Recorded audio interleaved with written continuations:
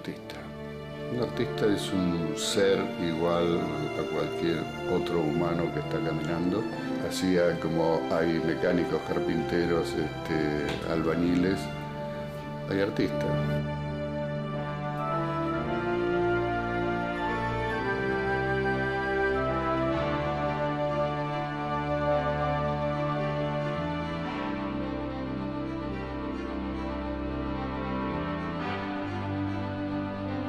Vamos, a ver. Un local ahora bien. Este es a propósito del bicentenario.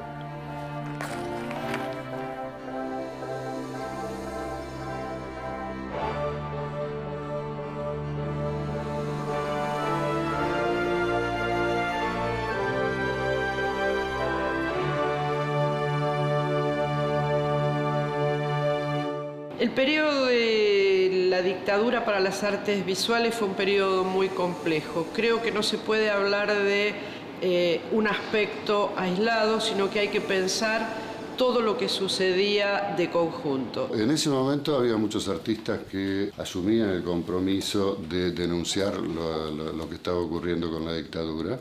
Y había otros artistas que seguían la vida como si nada hubiese ocurrido. Los artistas, así como el conjunto de los ciudadanos de este país, creo que hicieron en el periodo de la dictadura lo que pudieron. El señor de la esquina, el que vendía diarios, el que trabajaba en un almacén, sobrevivía como podía. Era un gobierno que no habían elegido, era una situación de represión generalizada y cada uno actuó desde su lugar como pudo y como lo permitieron las circunstancias históricas. En los artistas hubo casos notables, por un lado en cuanto a la producción de obra. Algunos decidieron, tal es el caso de Carlos Borrearena, un personaje extremadamente politizado, que sabía lo que estaba sucediendo en el país, tomaron como una actitud militante exponer una vez por año y que sus obras hablaran de lo que estaba sucediendo en el país. Trabajaba de forma freelance para distintas editoriales. Junto con Jorge Sarudiansky hicimos el diseño del diario La CGT de los Argentinos.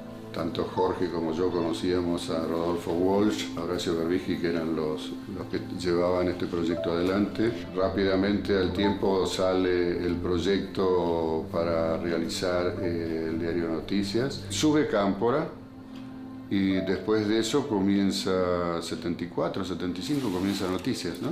Fui el jefe de diagramación y el director de fotografía del diario Noticias desde antes de su aparición hasta el cierre en forma violenta que ocurrió. Digamos, yo no militaba en Montoneros, pero sí adhería y mi adhesión era el trabajo que yo realizaba en diseño gráfico.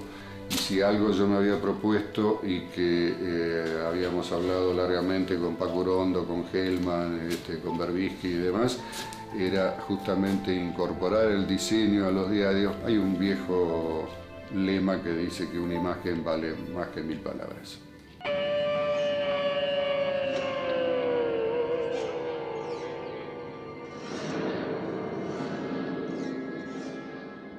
Bueno, yo creo que hubo muchos artistas que tuvieron que exilarse. El caso de Di Stefano, Noé, Alonso. Yo decidí quedarme. Fue una época bastante dura. Los primeros meses, en el 76, yo inocentemente me quedé refugiado en mi taller, casi como una vuelta al vientre materno. Era una sensación de varios meses de estar encerrado, aprovechando a dibujar y pintar. Y lentamente, bueno, comenzó la vida diaria, empecé a retomar las clases, el taller, y después lentamente comenzaron a llegar los demás. Y realmente yo creo que las artes visuales fueron un territorio donde se manifestaron muchas formas de resistencia a lo que estaba sucediendo en el país. En ese sentido, los talleres de los artistas funcionaron como lugares serios de resistencia. Y pienso en el taller que mantenía Oscar Esmoche en lo que fueron los talleres de Cangallo. En este taller lo conformábamos, que estaba Víctor Gripo. En la época de la dictadura hizo un horno de pan en la Plaza Roberto Ar, en Esmeralda, en pleno centro, y regalaba el pan a la gente, lo cual fue clausurado por la policía porque, digamos, comprendieron rápidamente que estaba proponiendo. Alberto Heredia, que era un escultor, que también hacía una serie de esculturas que eran todos tipos envueltos en vendas de yeso, inmovilizados. Después vino Carlos Gorriarena, que es muy conocida su obra, la obra que hizo durante esa época. Estaba Emilio Renard, que trabajaba, su imagen en ese momento tenía que ver con quemaduras de papel.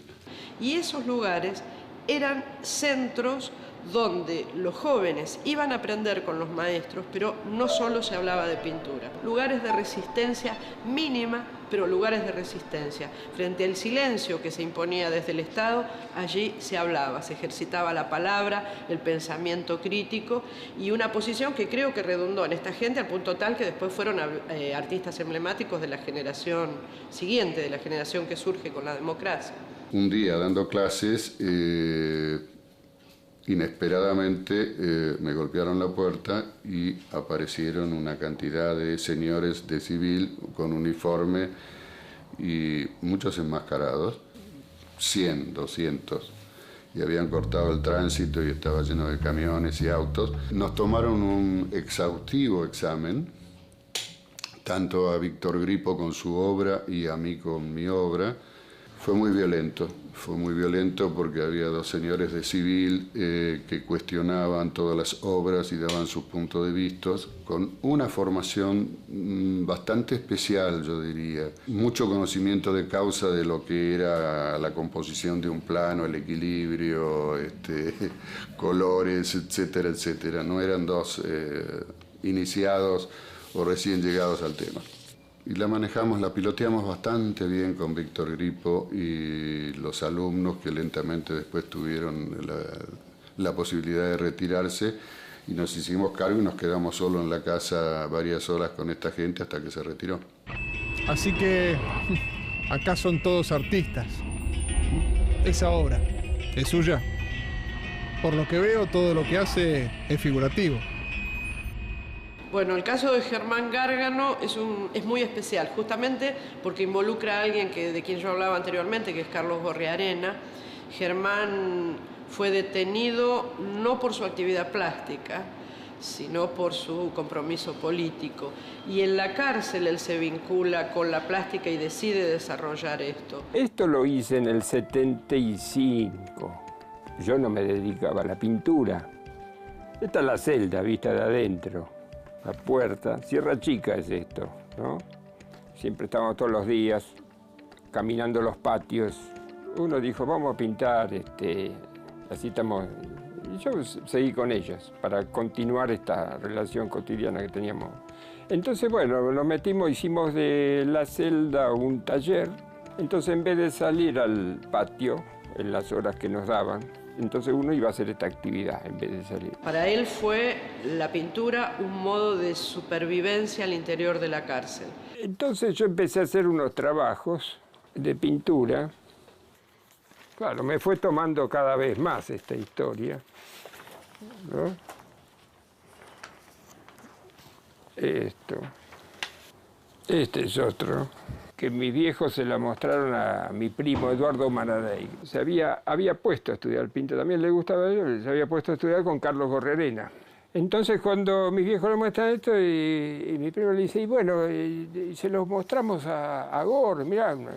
Y Carlos la vio y que dijo, bueno, aquí hay un pintor, dijo, aunque yo no pensaba en ser pintor ni nada, pero bueno, me gustó.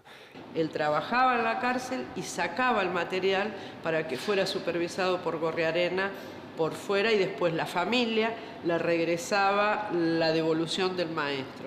Es decir, que había como un aprendizaje tercerizado y mediado por toda la situación de represión. Ahí surgieron las cartas. Germán, yo no te conozco personalmente y por lo tanto esta va a ser una experiencia distinta. He visto tus trabajos, algunos de ellos de mucho interés, que todo el mundo sea el que sea, tiene su propio equilibrio. Y que se trata de eso, de poner en la pintura. Es decir, esto contra las leyes del equilibrio que vienen de afuera. Esto es sustancial en la enseñanza de Gorri. Es decir, las leyes quedan afuera.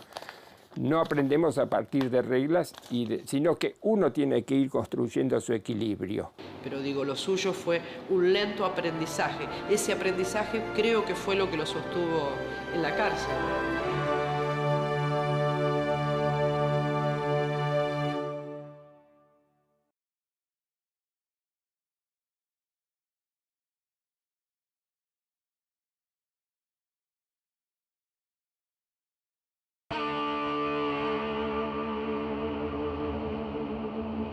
Uno con todo esto se alimenta, ¿no? Y todo, y el futuro. Pero de pronto se te viene el presente puro, porque nunca se está en el fondo del pozo, ¿no? Siempre hay un infierno mayor.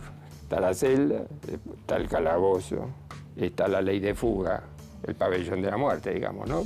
En Sierra Chica, el sistema se centró en el aislamiento.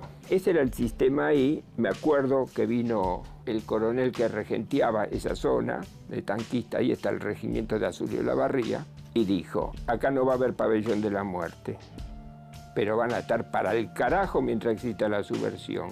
Ahora, en La Plata sí.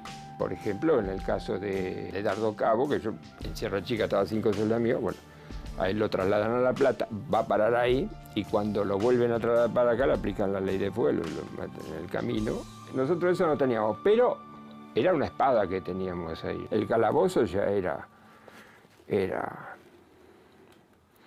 un tema, ¿no? Era también otra espada, ¿no? Recuerdo un fin de año y el guardia levanta la ventanita esta que está acá, esta, ¿ves? Que por ahí te pasan la comida, y acá está la mirilla, el ojo, ¿eh? Levanta, usted, prepare las cosas al calabozo. Así, era la redada para fin de año, 30 el calabozo. Y eso fue un mes en el calabozo. Un mes es terrible. Yo te puedo asegurar que los 10 primeros días en esta cárcel que era del año 1880, que tiene los postigos, todavía lo sigue teniendo. Las chapas de metal que a las 7 de la tarde los comunes van cerrando todo, con un fierro así cierran toda la hilera y tiene redondeles de respiradero y todas las chapas de hierro, ¿no? Son esos cambios así donde te están dando acá, viste, 10 días, hacer la croqueta. Después, claro, el intercambio, te acostumbras, estás en el pabellón, compartís con los demás, che, salís al río, y de pronto, brum, bajás ahí abajo. Es como que te vuelve a situar en el estómago de la hiena. Bueno, finalmente cuando Germán sale es un artista exitoso y reconocido como es hoy en día. Bueno, yo salí y de entrada ahí al mes fui a conocerlo a Carlos, al taller, obviamente, a un día que justamente estaban dando clases y entré a trabajar ya en directo en el taller, ¿no? Fue un encuentro, un tipazo, realmente. Yo estuve hasta el 83 con él. Después, bueno, siempre siguió una relación hasta que murió en el 2006. Vuelvo a decir, mi idea no era pintar. Yo a los 18 entré en la Facultad de Medicina, Derecho. Y de pronto sí se me apareció un bichito que dijo, ¿y por qué no esto, no? Y nada, me volqué a la pintura. De ahí, bueno, entré a pintar, mandaba a los concursos, a los salones. En ese momento no había tantos espacios para mostrar como ahora.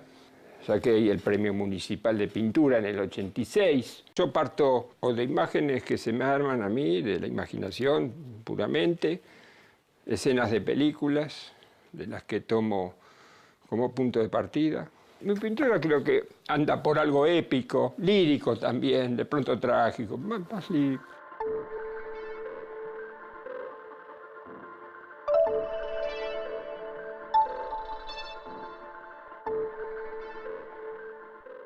Volviendo a Smolle, y es creo que paradigmático también, el 24 de marzo él pone sobre la tela, a pesar del miedo que ya traíamos de las 3A y del accionar previo a la dictadura de las fuerzas represivas, él hace una obra donde utiliza sombras y el tema del camuflaje de las vestimentas militares. En el caso de él se habla, se dice, quien quiere ver, ve lo que está poniendo en la obra. Bueno, en ese momento estaba trabajando con unas pinturas que realizaban, que eran manos, y las sombras que proyectaba se comenzaron a independizar de la mano relatora, digamos. En la medida que se iba complejizando la situación a partir del 76 o previamente al 76, las sombras que emitían la mano ya no eran lo mismo, ¿no? Digamos, se habían independizado y las sombras ya eran siniestras y empezaban a relatar un poco, a dejar plasmado qué estaba ocurriendo. Esta muestra, que fue pactada en el año 75 con la galería de Carmen Bo, nefastamente o curiosamente se inauguró el 23 de marzo del 76, a las 7 de la tarde, o sea que tuve tiempo de inaugurarla y después la galería estuvo cerrada 3-4 días por el golpe. Esta ya es del 78, ya abiertamente acá aparece los camuflajes, pero el asunto era ver elípticamente cómo se podía hablar de algo que estaba ocurriendo y que era bastante monstruoso. A diferencia de quienes dicen que se trató de una lucha entre dos ejércitos, yo estoy absolutamente convencida que se trató de la lucha de un Estado dictatorial que anuló todas las leyes y que ejercitó la represión sobre el conjunto de los ciudadanos, fueran estos comprometidos o no políticamente. Algunos sectores, por supuesto, apoyaron este accionar del Estado.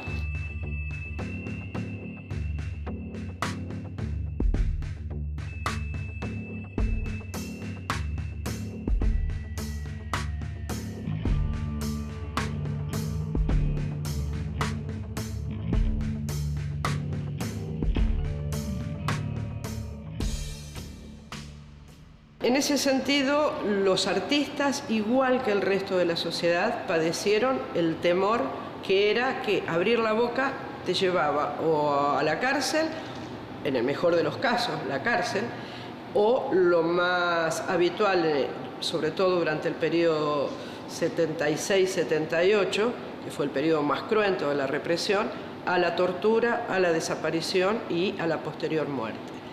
Los artistas inevitablemente tuvieron que adoptar formas que le permitieran saltar este sentimiento. Esto fue publicado en el año 81, en la época de la dictadura. Podría decir que yo no elegí la figuración, sino que la necesito. Ahora, en este momento, de lo que podría llamar mi obra.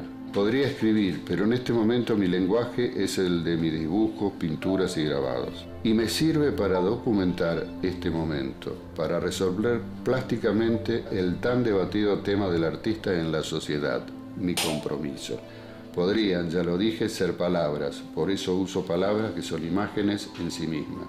Por lo tanto, es más fácil para mí contestar la pregunta haciendo un trabajo, ya que ahora quiero dejar un documento, casi una obra diaria, de esta realidad que hace que a veces queden hojas en blanco, hojas que cuando las retomo pueden haber estado preparando una realidad negra.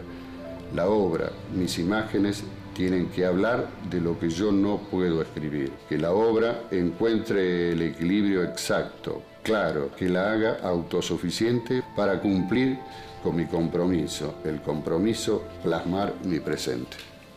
Otros artistas como Fermín Eguía pusieron directamente sobre la tela la palabra temor y en sus obras aparecen monstruos, son en general escenas nocturnas, los coches, personajes siniestros que aparecen en diferentes lugares, son modos también de decir y estoy convencida de que quienes vieron sus pinturas sintieron el mismo miedo que se sentía en la calle. Lo que hicimos, lo que yo propuse a un grupo de artistas era que nos encontrábamos en el Bárbaro 2 días a la semana. El Bárbaro fue realmente un lugar de encuentro para todos los artistas.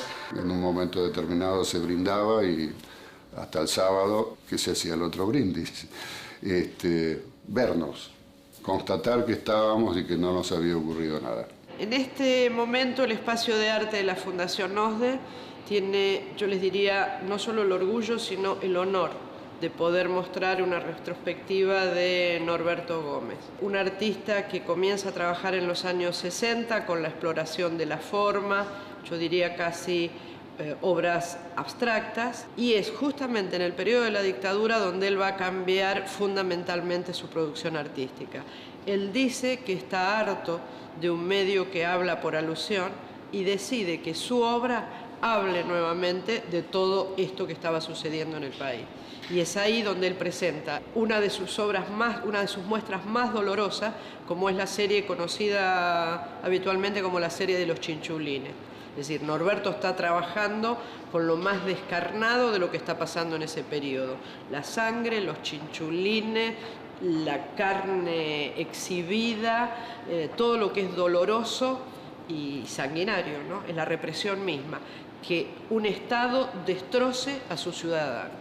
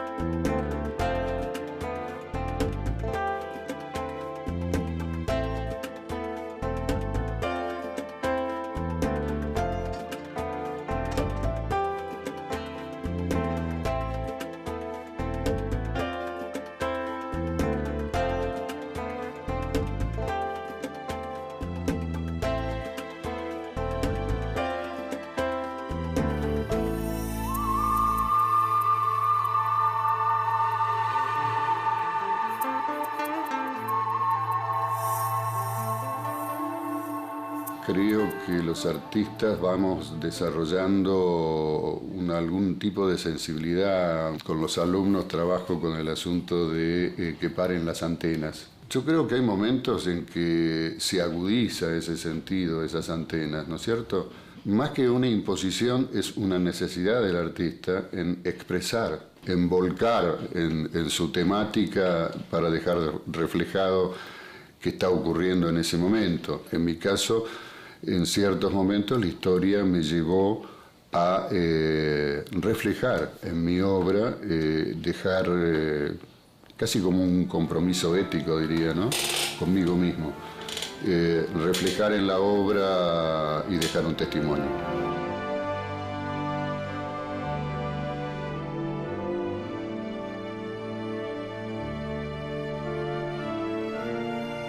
Las ideas no están antes, ¿no? O si están, son un disparador. Después, lo que me parece es que la idea surge a partir de lo que uno trabaja. No sé, quizás inocentemente, al no estar encuadrado, yo consideraba que no estaba involucrado en todo lo que estaba pasando o lo que había pasado, con lo cual estaba absolutamente involucrado y todos mis amigos, los acabo de nombrar, Rodolfo Walsh, Paco, que era mi gran amigo, Juan Gelman, se tuvieron que ir obviamente. Yo quizás en forma muy inconsciente me quedé, tuve suerte.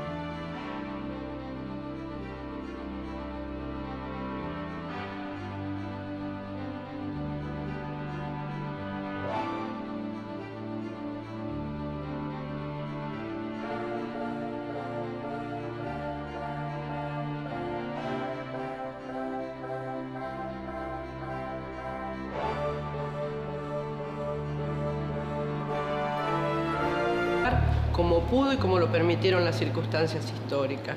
En los artistas hubo casos notables, por un lado, en cuanto a la producción de obra. Algunos decidieron, tal es el caso de Carlos Gorrearena, un personaje extremadamente politizado, que sabía lo que estaba sucediendo en el país, tomaron como una actitud militante exponer una vez por año y que sus obras hablaran de lo que estaba sucediendo en el país. Trabajaba de forma freelance para distintas editoriales. Junto con Jorge Sarudiansky hicimos el diseño del diario La CGT de los Argentinos. Tanto Jorge como yo conocíamos a Rodolfo Walsh, a Horacio Berbisky, que eran los que llevaban este proyecto adelante. Rápidamente, al tiempo, sale el proyecto para realizar el diario Noticias. Sube Cámpora y después de eso comienza...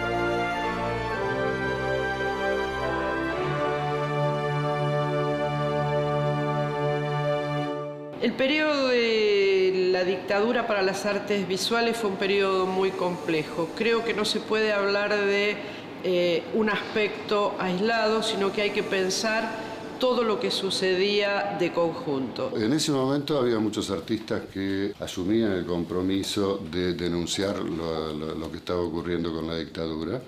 Y había otros artistas que seguían la vida como si nada hubiese ocurrido. Los artistas, así como el conjunto de los ciudadanos de este país, creo que hicieron en el periodo de la dictadura lo que pudieron. El señor de la esquina, el que vendía diarios, el que trabajaba en un almacén, sobrevivía como podía. Era un gobierno que no habían elegido, era una situación de represión generalizada y cada uno actuó desde su lugar.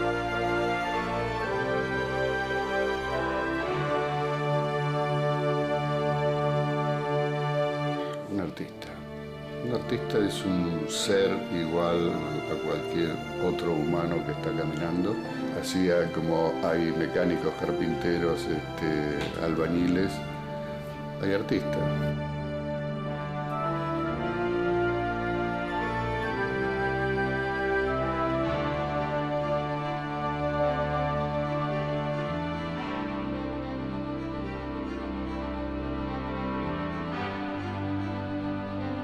Vamos, a ver.